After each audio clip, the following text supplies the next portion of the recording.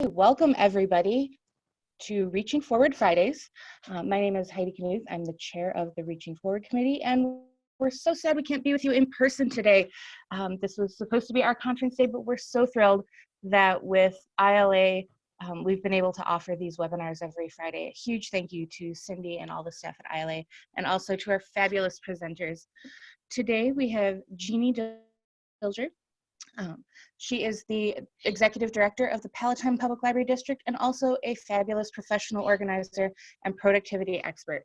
So she's going to talk to us today all about time management, calendars, and task lists. Thank you so much, Jeannie, and welcome. Thank you. Thank you. I'm really thrilled to be here, especially on Reaching Forward Friday, the actual day. It was sad to not be able to go this year, so this helps make up for it. So I am going to share my screen with all of you. Give me 1 minute for that to take effect and get to the first slide here. Let me talk a little bit about how this is going to work. I'm going to go through my presentation, but if you have any questions along the way, please feel free to add them in the chat window. Cindy Robinson is going to be monitoring that for me because I can't necessarily see it well when I'm presenting my slides. And I will take a break about 3 times throughout to check on questions. We also have some little exercises that we're going to try here. Normally we would break into small groups and discuss them, but because that's a little bit difficult to do on Zoom, and because there are so many people here, we're just going to try to do it as we go along, and I'll ask for a few people to volunteer some answers. So with that, I will go ahead and get started. A little bit about me. As Heidi said, I am the director of the Palatine Public Library District. I've been there for a couple of years, and prior to that I was at the LaGrange Public Library for almost 10 years. But I also do have a business called Arranging Time, where I am a professional organizer and productivity specialist. And what that means is that I can help with decluttering and organizing homes. I can help people with downsizing and moving assistance. I do both residential and business, and so that means I help business people with email and paper management, time management, and productivity, and I do that either through one-on-one coaching or through speaking, so that's why I'm here today. So what I want you to get out of this presentation is just a handful of tips on calendars, tasks, and to-do lists and productivity. And I want you to remember that what I'm going to do is give a bunch of different tips, and hopefully you'll be able to take away 1 or 2 that work for you. Not everything works for everybody. If there was one right way to be productive or organized, somebody would have written a book about it in the 1950s, and we'd all be taught it in elementary school, and we'd never have any problems. Unfortunately, we're all different. We have different work styles, different learning styles, so different things work for different people. And I'm just going to kind of share some of the ideas about what might work for you. So before we get started, I do want to work on one of our exercises. Cindy put the handouts in the chat, but I will also bring them up on the screen here just in a moment. We want to talk about what's working and what's not. As you can, excuse me. As you can see from that quote there, sometimes our struggles with time management are not because we're lacking a particular skill, but because of the conditions under which those tasks occur. So let me go over to the handouts. If you have them printed out, that's probably a little easier for you, but again, I will share it on the screen. The first page of the handout is exercise 1, as you see here. And what I'd like for you to do is to take a minute or 2 to think about, first of all, what's working in my life right now? And jot down some answers to 4 or 5 of these that just pop into your head right away. Don't spend a lot of time necessarily trying to come up with an answer to each one of them. I'll give you a couple of minutes to write down what's working for you right now.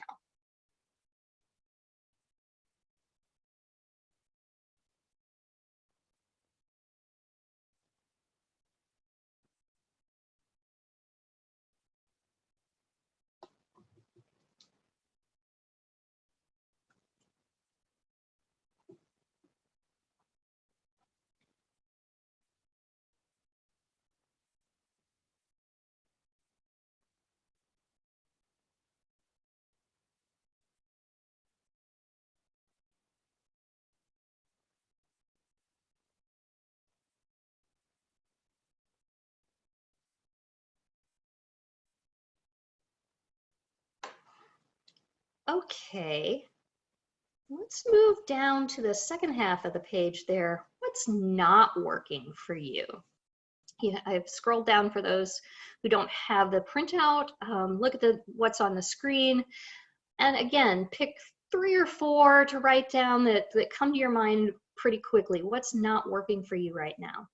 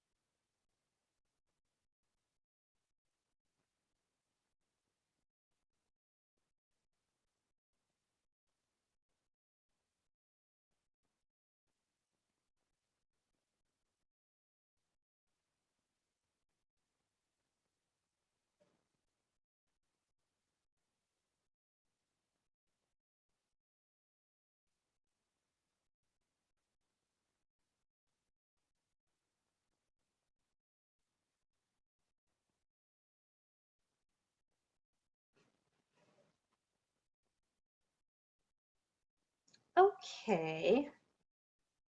I'm going to stop sharing just for a minute so I can get back to the screen and see some faces. So let me ask for a couple of volunteers, and you can do so in the chat, to tell me what's working for you right now from those questions. Does anybody have anything that they want to volunteer?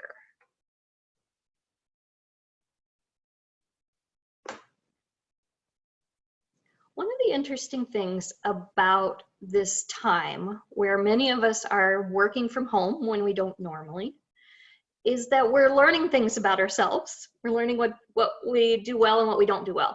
I personally have learned that I am less productive in the afternoon. I have an energy lag. And so if I take a longer lunch break and get some exercise, get outside and take a walk, that can really help me. And I know that other people may be finding the same. Okay, a couple of answers are coming through in the chat.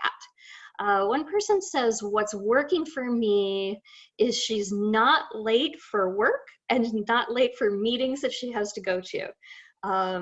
If there's no commute time, that makes it a little easier maybe to get up in the morning later and still be on time to work.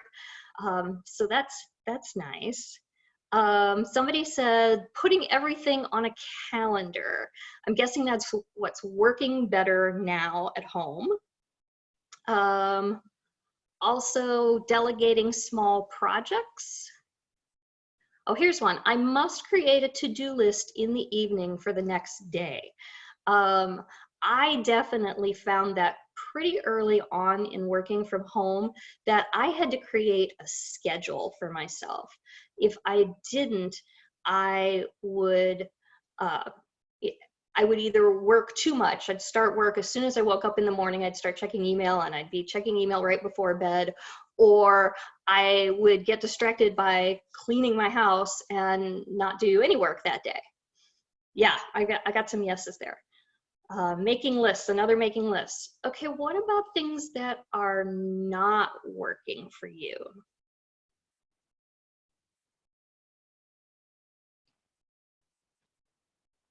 Proximity to the refrigerator is not working for me. It's way too close to my workspace. Okay, so I'm getting a lot of those. Hard time focusing on tasks, spending too much thinking, not getting enough time, not getting enough done, never having time to do everything I want, the amount of time spent on each task, not working is no goal setting and follow-up, procrastination, worrying too much about the future. Yeah, I'm sure that's common with many of us right now, if not all of us.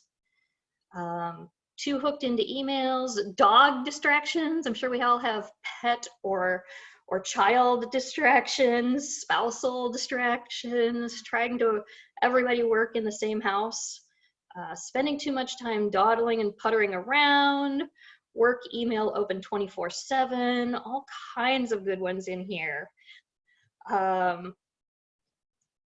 Big projects are too much, figuring out everything that will be needed when we reopen. It's so much to wrap your head around. Okay, so I got some more coming in here, but I'm going to go back to my presentation here, if I can. Let me share the screen. So we're going to work through some of these as we go through this afternoon. So I'm going to start by talking about task lists or to-do lists, whichever way you want to call them. And one of the best ways to start is time mapping. This is really similar to keeping a food diary, and some of you may have seen time mapping before, but it's worth thinking about again because our lives are so different now than they have been in the past. So you might try writing down on a chart what you do every hour for a week, or maybe even 2 weeks. I did an 8 to 5, which is a normal work day, but if you find that you're starting work when you wake up at 6:30 and you're still working till 9 or whatever, if you want to do the whole day, that's fine. But just like a food diary, it seems a little bit onerous to do this up front, but it can be really revealing afterward. I once had to keep a food diary for some medical issues that I was having, and I insisted that it wasn't something I was eating. And then I kept a food diary for 2 weeks, and sure enough, it became very clear what I was eating that was causing this medical issue. So something to think about is spend a little time jotting down what you're doing. Maybe set a timer or a reminder on your phone every hour just to take a second to write down what you just did for the past hour. It can be very revealing. And then you need to think about looking at all the things that are on that time map and setting your priorities. So this rocks, pebbles, sand analogy is one that you may have heard of before, but if you haven't, let me go through it a little bit. If you imagine that glass jar on the screen there as a jar that contains all 24 hours of your day, that jar can't get any bigger. We cannot make those 24 hours into 27 hours. The jar is as big as it's going to be. So if you have some rocks, pebbles, and sand that you need to fit into the jar, you can do it in one of two ways.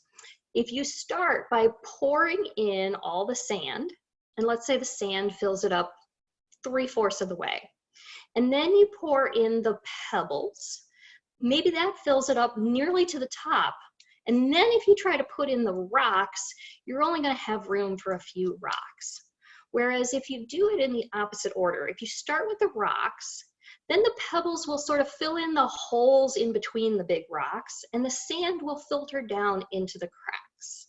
And you can fit more in your 24-hour day, your 24-hour jar that way. So when you're setting priorities, you want to think about your rocks, your must-do items, and make sure that you're scheduling time for them during the week first. And then you can work on the pebbles, and the nice to-dos will fit in between.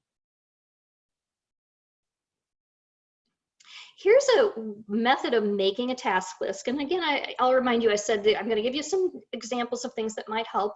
Some people really like this. For some people, it doesn't work as well. I like this one when I have a lot going on and I can't figure out where to focus. And certainly right now is one of those times for me. So I went back to doing this, although I haven't done this in a little while, and it's been helpful. You start by doing an entire brain dump on a piece of paper, every single thing that you can think of that you need to do. And it can combine both home and work life. You know, I need to get cat food, and I got to figure out how I'm going to get cat food in lockdown. And, you know, I need to figure out how to reopen the library, and I've got to do all of these other things too, and I've got to communicate with staff, and just write down every single thing. That first step can actually be a huge relief, because a lot of times Some stress has to do with your brain wanting to make sure you don't forget all of those things. And once you jot them all down, then your brain knows, okay, they're all in front of me, I won't forget them. So the next step then is to go through each thing and think about them in terms of pebbles, rocks, and sand. Put an A next to anything that you must do this week. Put a B next to the things you should do and a C next to the nice to do things. And then look at only the A's and prioritize them in order by putting a 1, 2, 3, and so on. So if you have 5 A's on your list, they would be A1, A2, A3, A4, and A5. Some people like to then put numbers by the B's and C's, but you don't necessarily have to. But that helps you look at, okay, here's my A1 thing. I need to make sure that I'm finding time to do that this week. And once I get that one done, then I can go to the A2. And it can really help in a time of distraction and losing focus. It can really help you to focus where you need to be thinking. Here's some other tips for your to-do list. Whether or not you do the ABC 1, 2, 3 method, if you keep a to-do list, I highly recommend having only one list for everything. Now, I will say that I have a separate list for work and for home, normally, pre-COVID anyway. But there are people who have one list that keeps everything, both work and home, on it. Right now, I have one list for each, but they're right next to each other on my desk.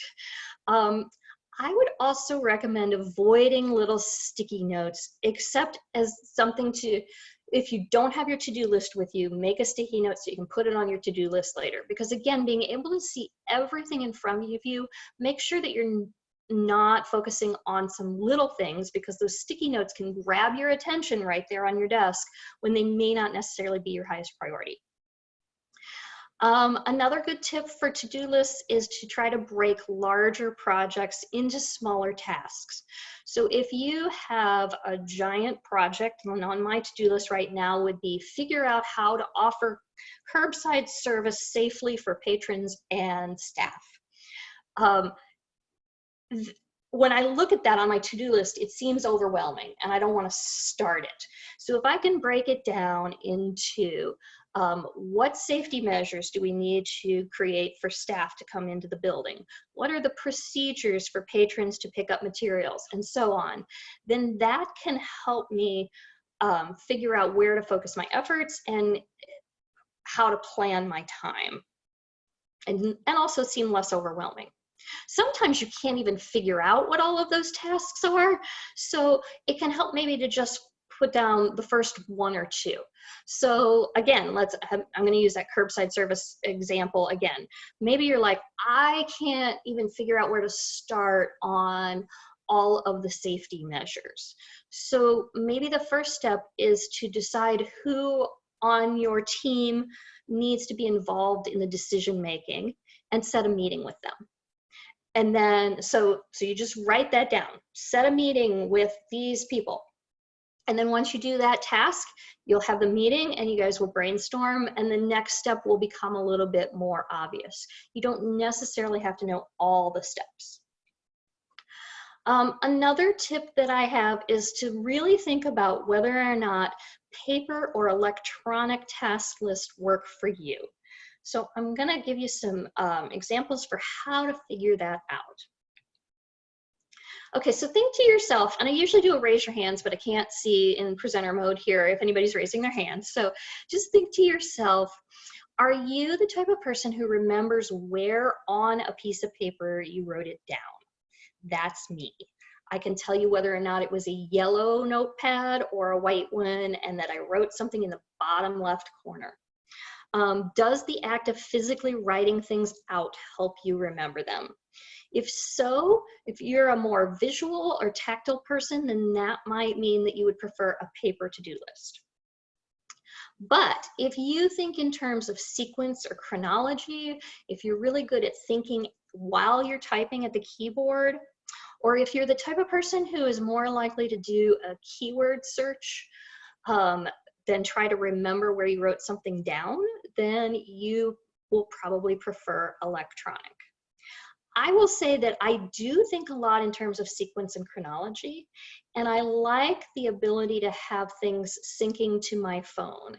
And so I have made a compromise where I keep my calendar and my task list electronically, but at the end of each week on Friday afternoon, I print them out for the next week and I post them on the bulletin board in front of me, or in this case, I tape them on the wall in front of me in my house, so that they are visually there for me. And that has been a huge help for me. Okay, we're getting up here to a break where I'm gonna stop and see if we have questions, but let me talk a little bit about overcoming procrastination. So there's a number of tips here. Some will work for you, some won't, that might help with procrastination. And the first is to just get started. And we're gonna talk about the Pomodoro technique on the next slide, so I'll come back to that one.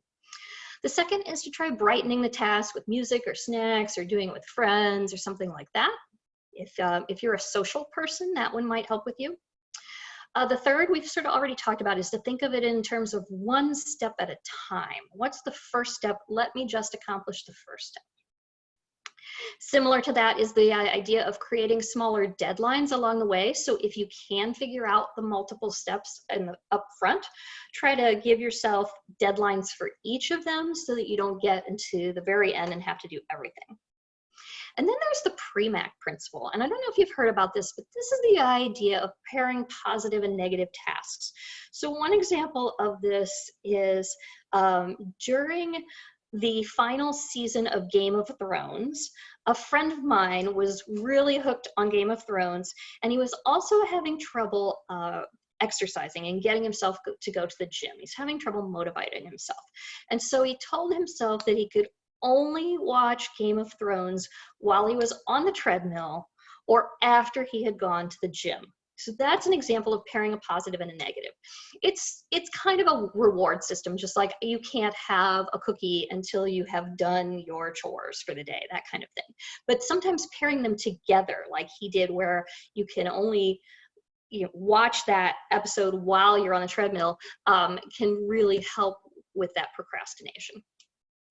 And then another one that I really like is the done list, to acknowledge your completion. So if you, like me, like to write things on your list that you've already done just so you can check them off, maybe think about having a done list.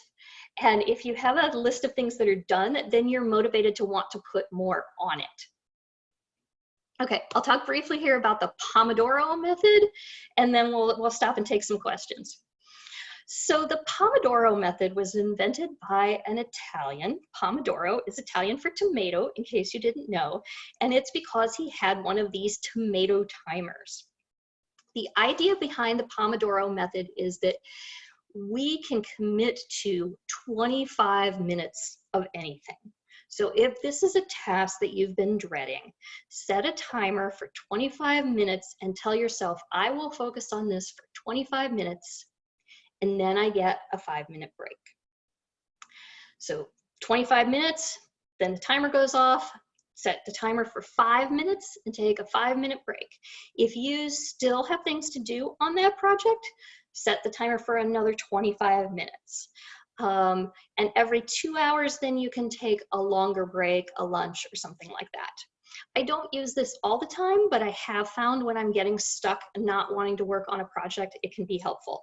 I also have a friend who said it was very helpful with her kids for Saturday morning chores. All you gotta do is clean the house for 25 minutes, that's all. When the timer goes off, you get a break. So let me stop and ask Cindy, what questions are we seeing in the chat?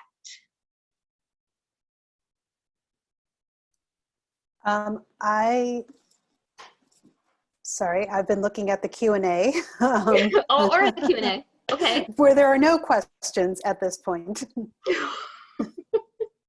So if anyone has any questions, please feel free to put them in the Q&A.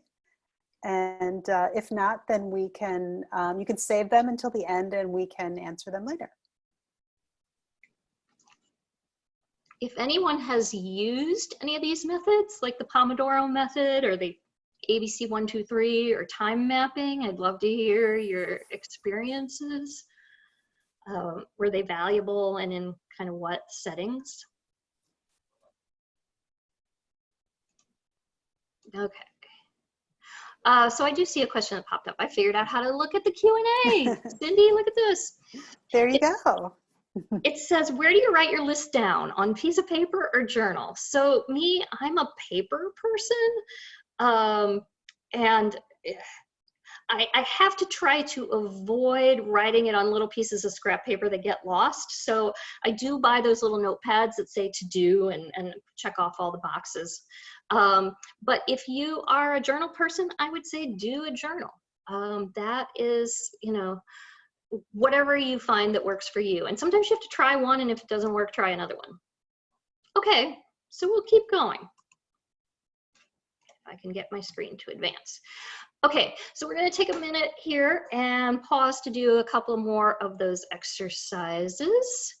And let me go back to the right screen. Let's see here. I might have to escape to get to the other screen. And okay. So the next one is your unique energy boosters. I'll put that up on the screen. I want you to think about what things you can do to recharge yourself throughout the day. This one should be really quick. Take a minute to go through and check some boxes, but also think about what you've been doing recently that might not be on the list.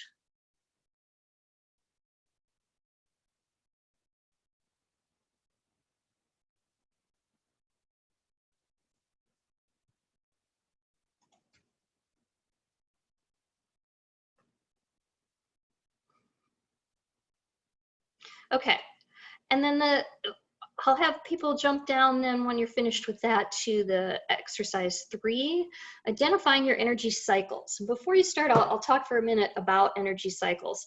There's a lot of research now that says that it's not just I'm a morning person or I'm a night person, that it's a little bit more complicated than that. We might all have things that we do better in the morning or midday, afternoon, or evening.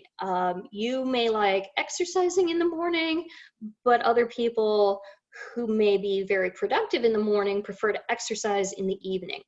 So think about these different times of day and what's the best time and the worst time for you to do those types of things.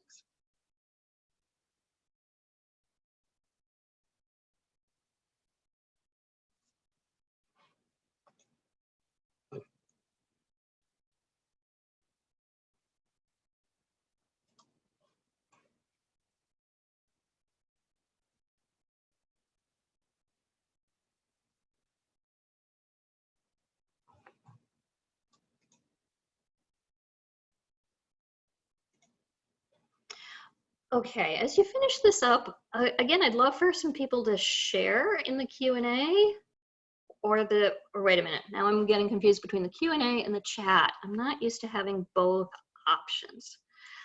Let's go ahead and share them in the Q&A. I know we used the chat before. I'm just trying to keep you all on your toes. But I can see the Q&A from here and I can't see the chat for whatever reason. So if you can share, what do you like to do in the mornings, afternoons, evenings? Are you a mid-afternoon napper? That's something I have discovered, again, because my energy flags in the afternoon. I'm really liking the opportunity to take a nap every afternoon and then work some more in the evening. I don't know that I get to continue that when the library opens. I've got an eating in the late afternoon. Can I write down that I like eating all of those times? Amy says mornings are best for intense, thoughtful things.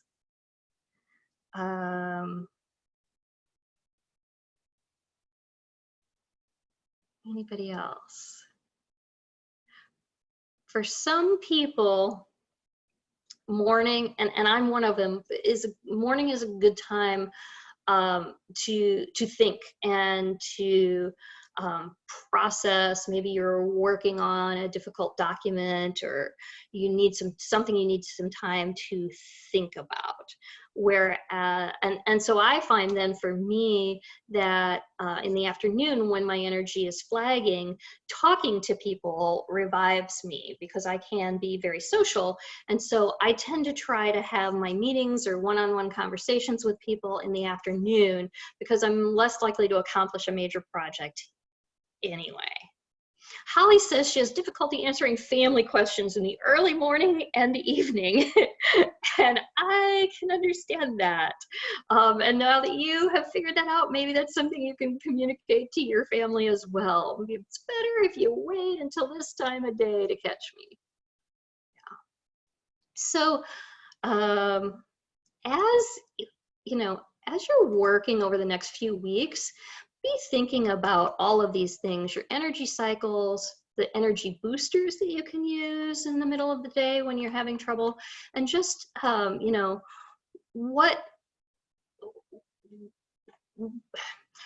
okay, ooh, I'm sorry, I lost my train of thought there. But be thinking about these two things, your energy boosters and your energy cycles, so that you can better plan when you're gonna work on things.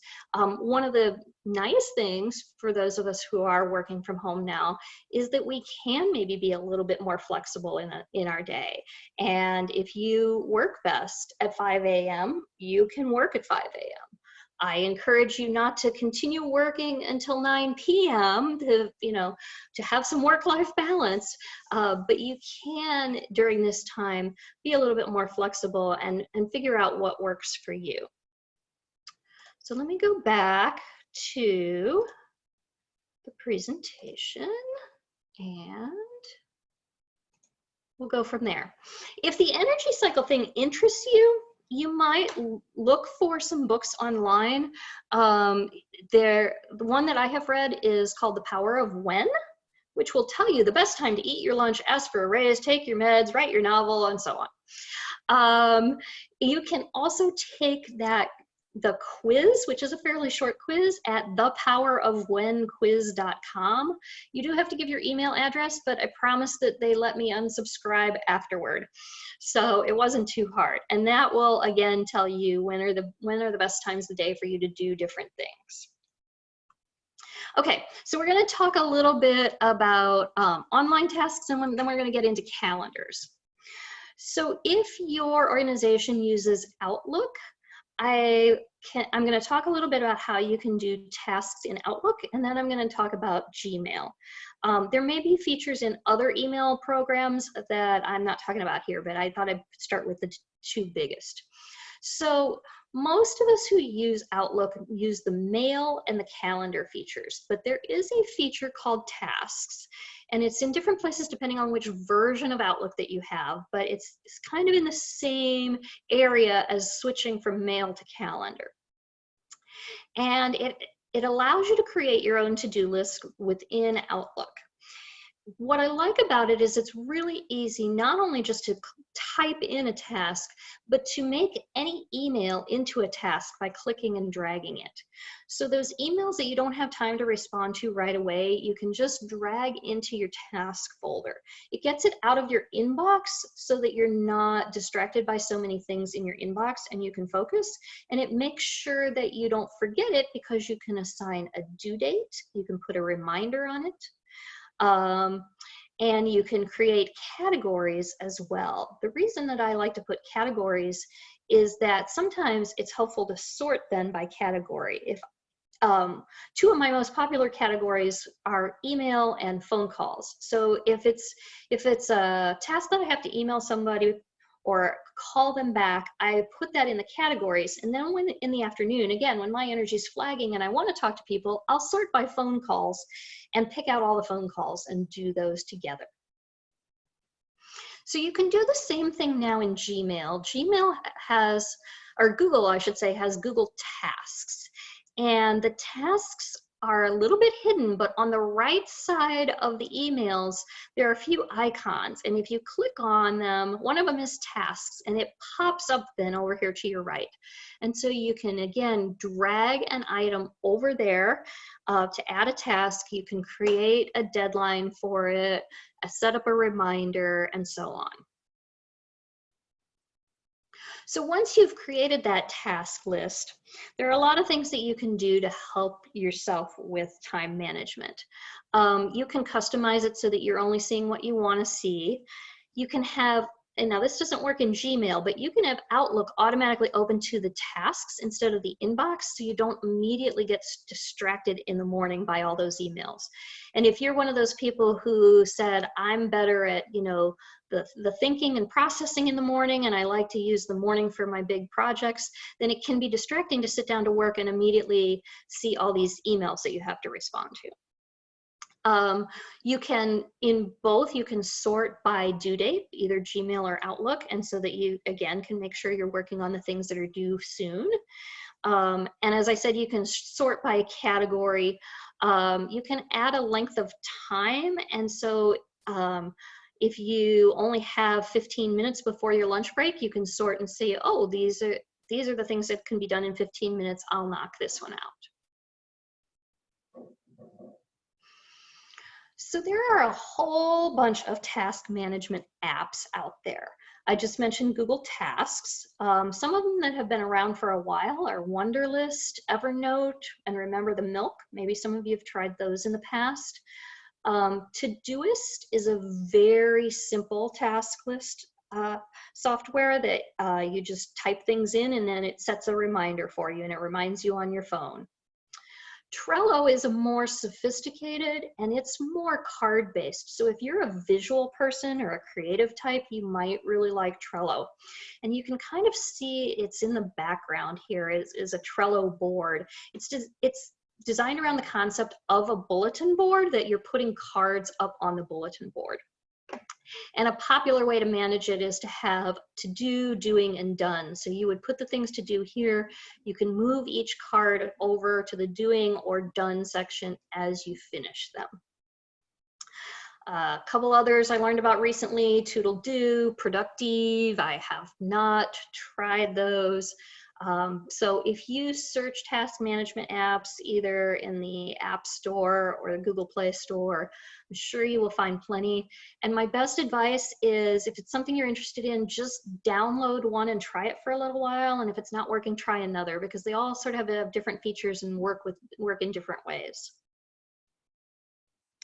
Okay, before we go on, I'm going to take a quick moment to see if we've got any questions. Let's see.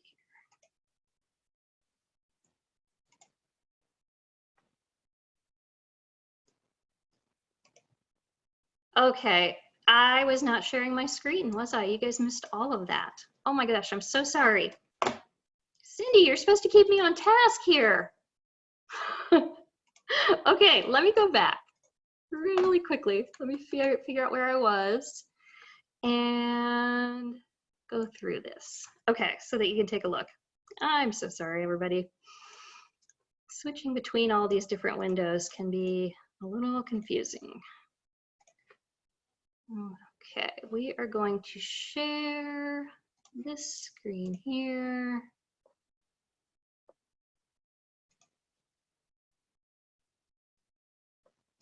I can get it to work. Okay, so here was my example of creating tasks in Outlook.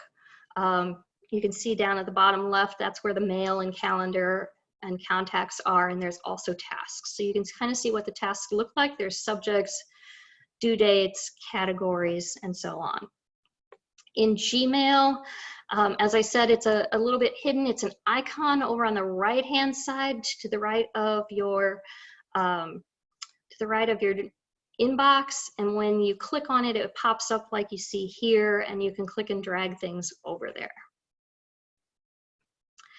And then working from your task list, I kind of talked through all of that. There's the task management apps that I mentioned, and you can kind of see in the background the Trello boards of to do, doing, and done.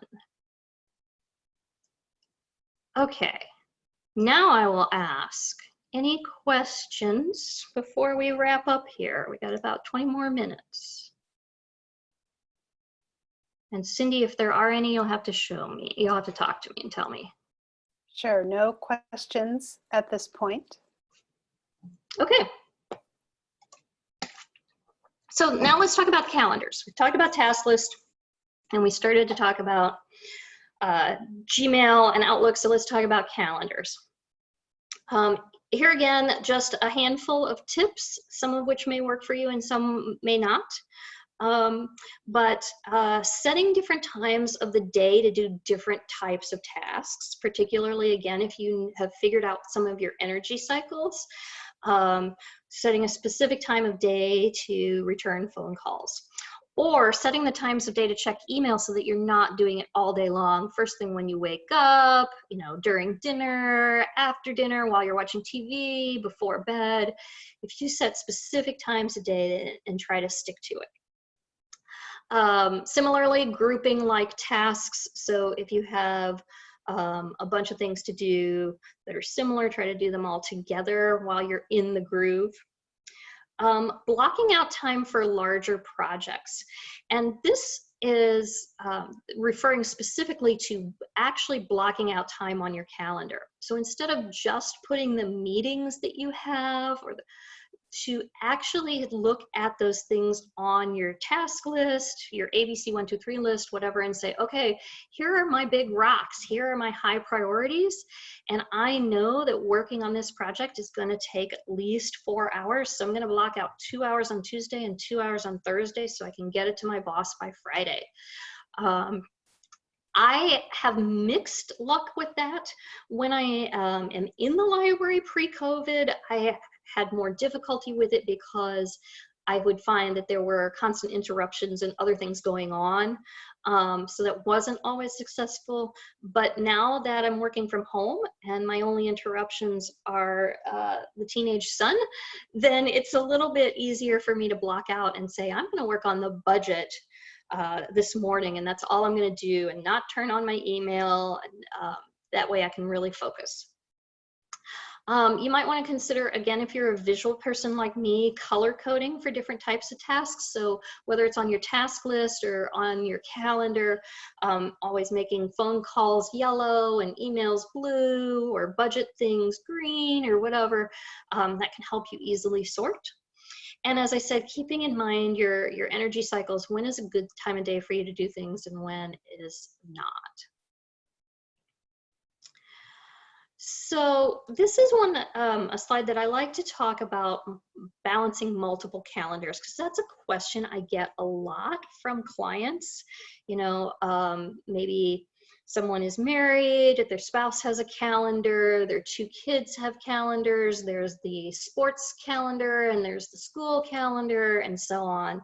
And I'm a big fan of using Google Calendars for this because of the ability to have multiple calendars for different family members or activities, and to color code them in different ways.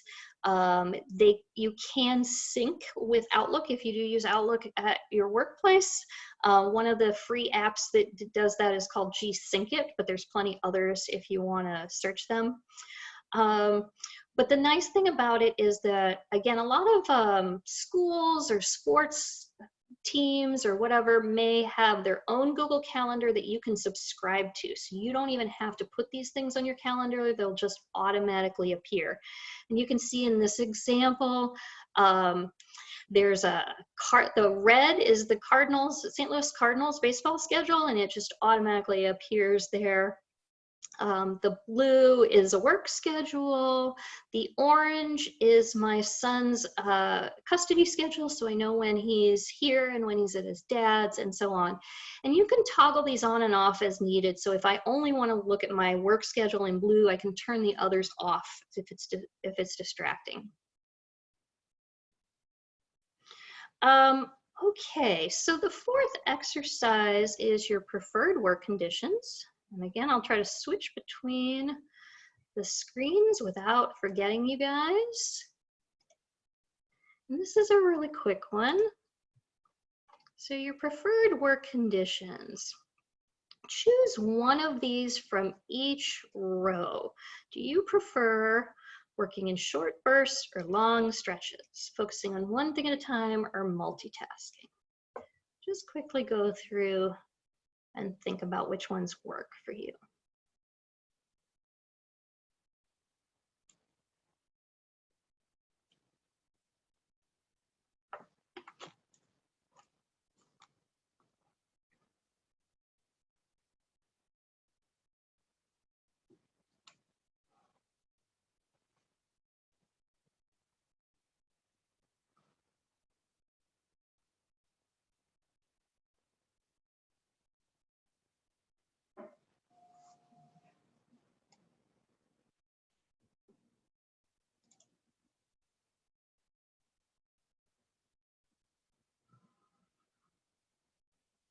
Okay, I'm going to switch back.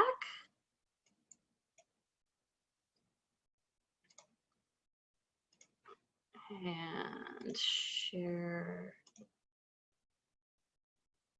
that one. And I'll check in the Q&A. If you want to post, does anybody have any preferred work conditions? I'm seeing a couple other questions, which I'll answer after that, after we talk about if anybody wants to share what conditions they like.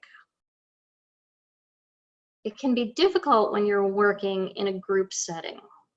So Amy is saying focusing on one thing.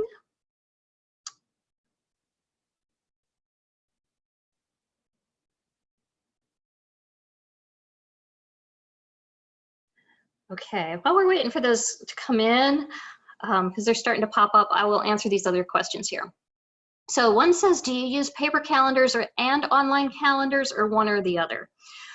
So similar to when I was talking about my task list earlier, I use an online calendar, but then on Friday afternoons, I print out next week's calendar and I post it in front of me on the bulletin board, again, because I am visual, but I like having it electronically because of the fact that it syncs, and because my son can put something on his calendar, or the school can put something on the school calendar, and it doesn't require me hand copying it onto a piece of paper. So I do a little bit of a hybrid. And Suzanne asked, can you do all of these on the computer too? But I'm not sure what these were because it was a few minutes ago. So Suzanne, if you want to give me a little bit more info there, I can answer it. I've got a couple people saying I like a fast, busy schedule. I like working in, one person likes working in short bursts, another likes focusing on one thing. So all of these kind of lead to, I want to talk about working with others, productivity in the workplace. So we all have different work styles, right? Some of us like music while we're working. Some of us like for it to be completely quiet. Some of us like a lot of light. Some of us like dim lighting to look at the computer. And that can make it difficult when we're all working together. So again, that's kind of an advantage of working from home, that we should make sure that we're appreciating while we can. But when you are working together in a workplace, it's worth having a conversation with your department about, are there ways that we can accommodate different styles? Can we have specific silent work periods and specific social work periods? Can we dim the lights during a certain part of the day without all falling asleep?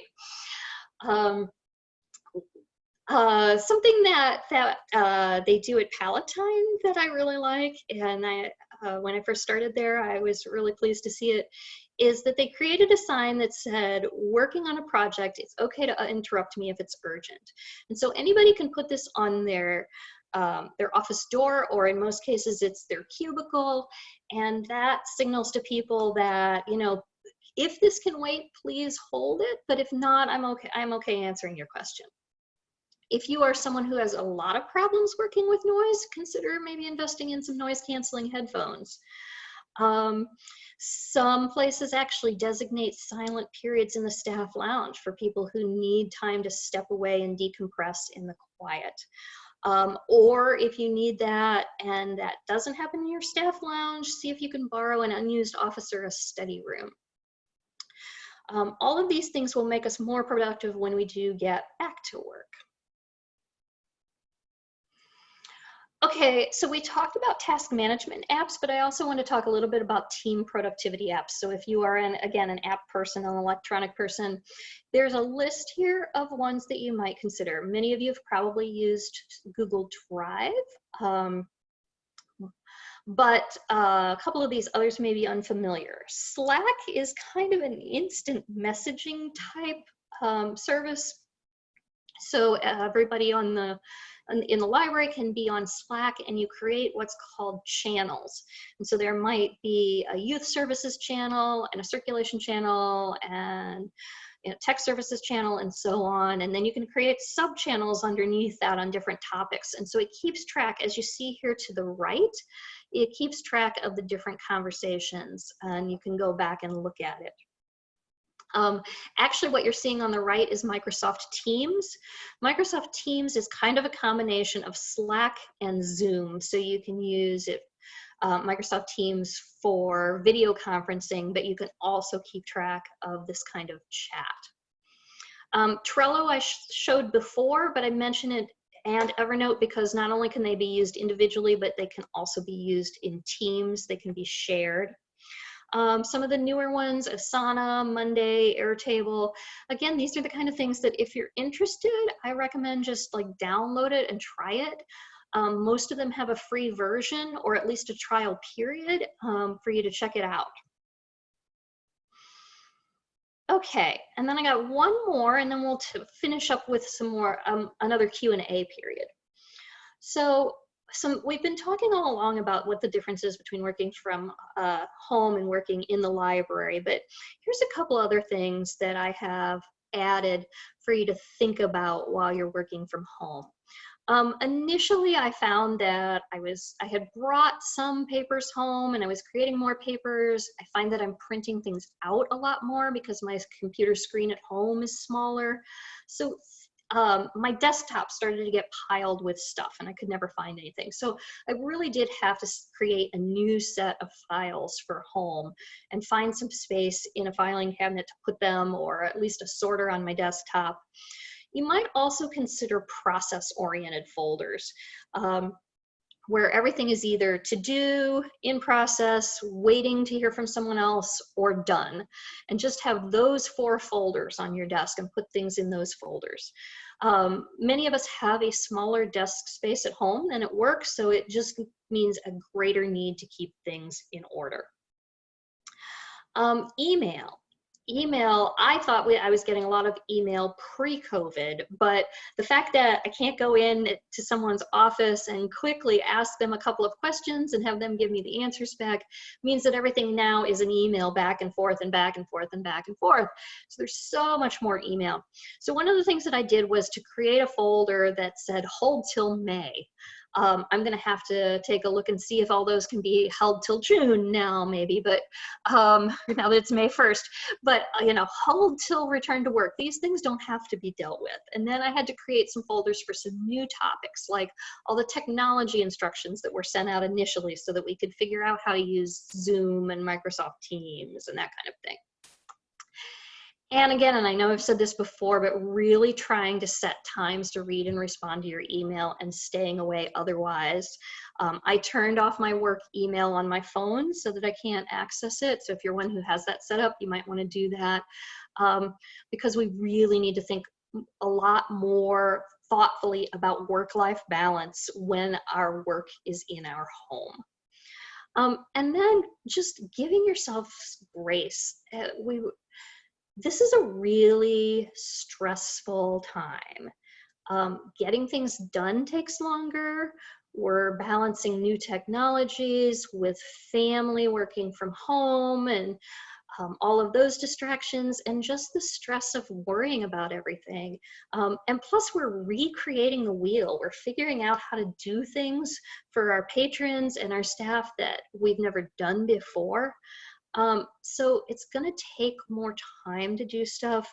You're going to feel more disorganized, and it's okay. So, what questions do you have for me? And again, I have trouble here figuring out what's in the chat. Wait a minute. There's my little chat window. Here we go.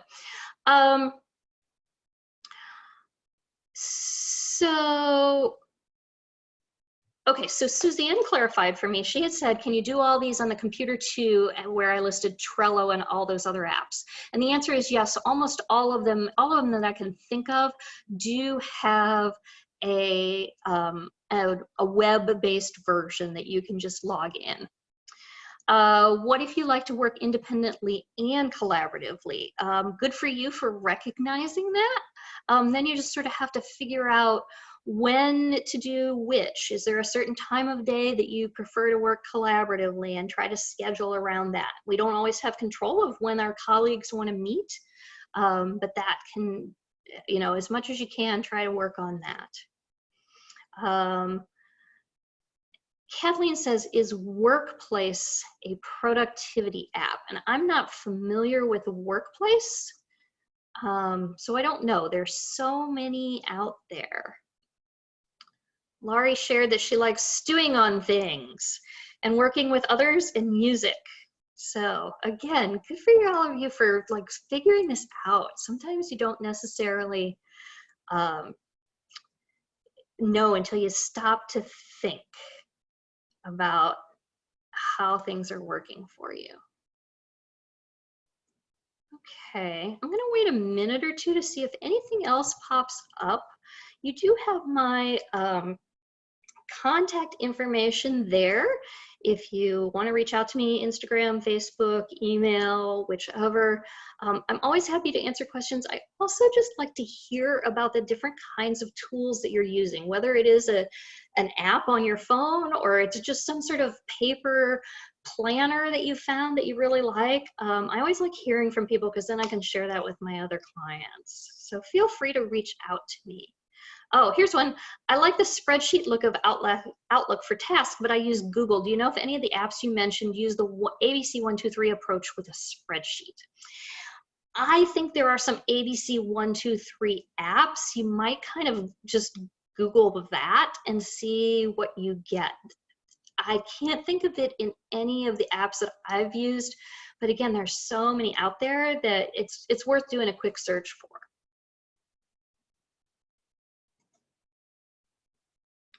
Okay, Heidi or Cindy, it looks like we're right at our time and I'm not seeing any more questions, so I'm going to turn it back over to you guys and say thank you for this. I really enjoyed it.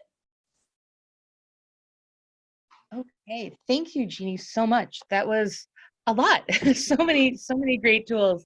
I'm excited to look into a lot of them and see how I can put them into practice. Thank you, everybody, for joining us today. Happy May. We have another Reaching Forward Fridays webinar next week, Friday, May 8th, and it is awkward, ill-timed, and startling situations. And hope to see you all register for that. And if you are unable to register or if it fills up, just remember you can watch all of these webinars. They will be recorded and put up later. So thank you for joining all of us, and thank you to Jeannie for your presentation.